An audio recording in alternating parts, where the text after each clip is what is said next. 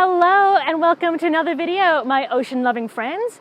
Today we're going to talk about what is actually being done to save the Great Barrier Reef. We want to focus on a few key threats because there's a whole list of threats, but there's three major ones.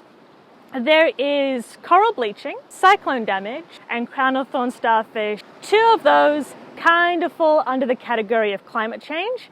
And one of those, we took the crown-of-thorns starfish main predator away, and now we have to deal with the consequences of a coral-eating predator that has very few predators left on the reef. What's actually being done?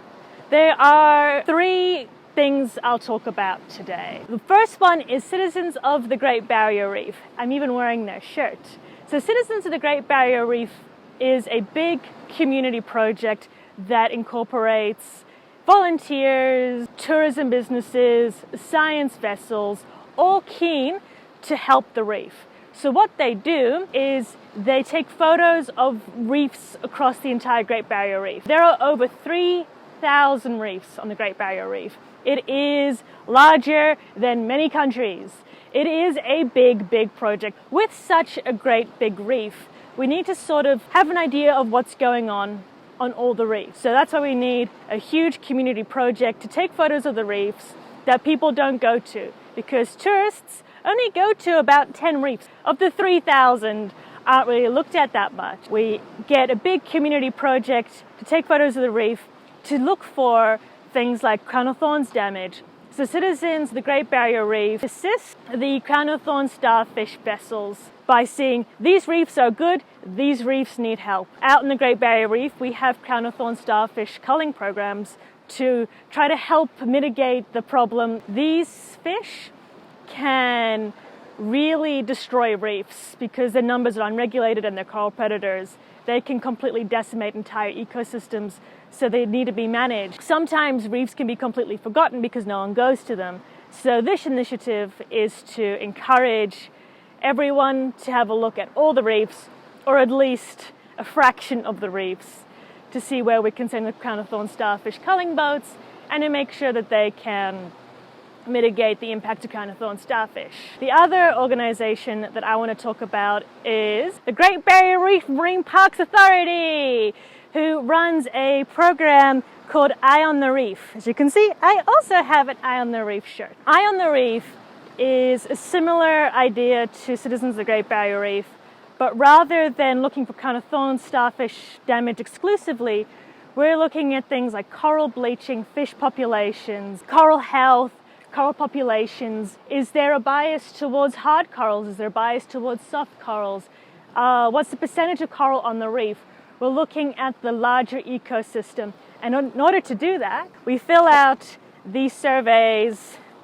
And there's two things. So we do Tourism Weekly, which we do a 20-minute swim and we see what's on the reef.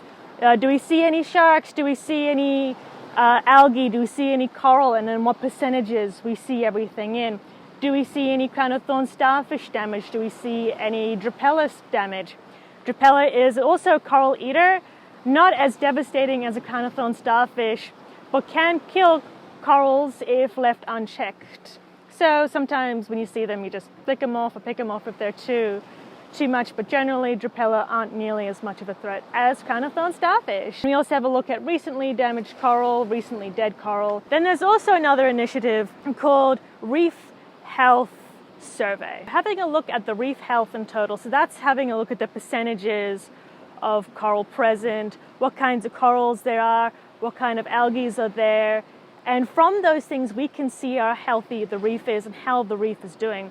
So it is essentially a monitoring system that we are monitoring the reef, and they primarily do it during the summer months and afterwards, seeing what has happened to the reef this, I guess, risk season. Because during the summer months we have increased rainfall, which can increase cyclone chance and cyclone damage, and it can also heat up the waters and increase devastating coral bleaching. So we are monitoring the reef health after the summer season to see what we can do to better help the reef in that way. and have a look at mitigating the impacts of climate change on a larger, more government level. On top of that, we also have individual tourism operators that have a passion for helping the reef. We've got places like Fitzroy Island and Heron Island and Lizard Island that all have bases and research stations off of those islands, do coral restoration programs where they actually plant corals and encourage coral growth to regrow their local reefs. On Lizard Island, in 2016, pretty much all the coral died from what I remember being a coral bleaching event. There was nothing left. Now, due to their vigilant efforts, Lizard Island coral regeneration has become abundant and beautiful, and it is incredible. Things are being done to protect the Great Barrier Reef. Things are being done. So Citizens has recently launched their Great Reef Census for this year. So all the tourism vessels involved that are helping take photos of the reef went out just yesterday, and they are off in a fleet to go take photos and monitor the reef for us. So very exciting stuff. Things are in action now. Things are happening now, and we are working now to save the reef. Thank you everyone for watching the video. Please remember to like and subscribe. You've all been awesome. Until next video, my ocean-loving friends, see you later. Come to the gardens,